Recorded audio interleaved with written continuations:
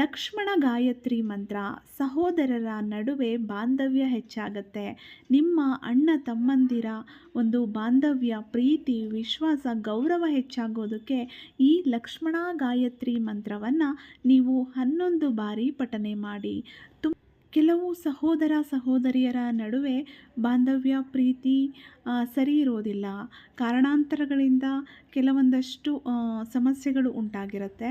ಅದು ಸರಿಯಾಗಬೇಕು ಅಂದರೆ, ಪ್ರೀತಿ ಬಾಂಧವ್ಯ ಇನ್ನಷ್ಟು ಗಟ್ಟಿಯಾಗಬೇಕು ಅಂದರೆ ನೀವು ಈ ಲಕ್ಷ್ಮಣ ಗಾಯತ್ರಿ ಮಂತ್ರವನ್ನು ಪಠನೆ ಮಾಡಿ. ತುಂಬಾ ಒಳ್ಳೆಯದು ಸ್ನೇಹಿತರೆ.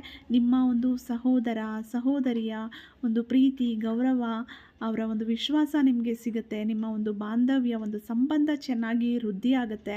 ಮತ್ತು ಅವರ ಒಂದು ಆರೋಗ್ಯ ಮತ್ತು ಅವರ ಒಂದು ಅಭಿವೃದ್ಧಿ ಕೂಡ ಆಗುತ್ತೆ ಅಂತಲೇ ಹೇಳ್ಬೋದು.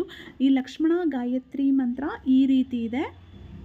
ಓಂ ಹಲಾಯುಧಾಯ ವಿದ್ಮಹೇ ರಾಮಾನುಜಾಯ ಧೀಮಹಿ ತನ್ನೋ ಸೌಮಿ ಪ್ರಚೋದಯಾತ್.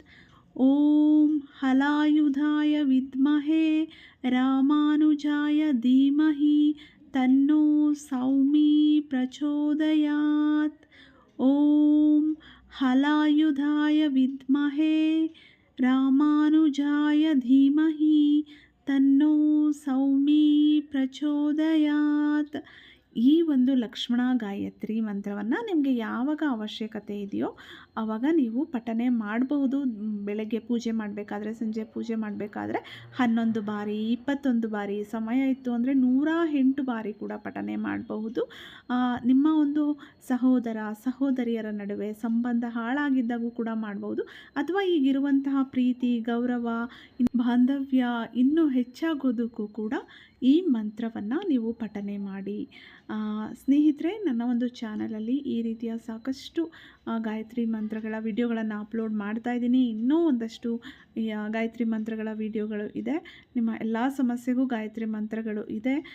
ಶ್ರದ್ಧೆಯಿಂದ, ಭಕ್ತಿಯಿಂದ, ನಂಬಿಕೆಯಿಂದ ಪ್ರಾರ್ಥನೆ ಮಾಡಿದ್ರೆ ಎಲ್ಲವೂ ಆಗುತ್ತೆ. ನಾವು ಮಾನಸಿಕವಾಗಿ ಕೂಡ ಸದೃಢರಾಗ್ತೀವಿ.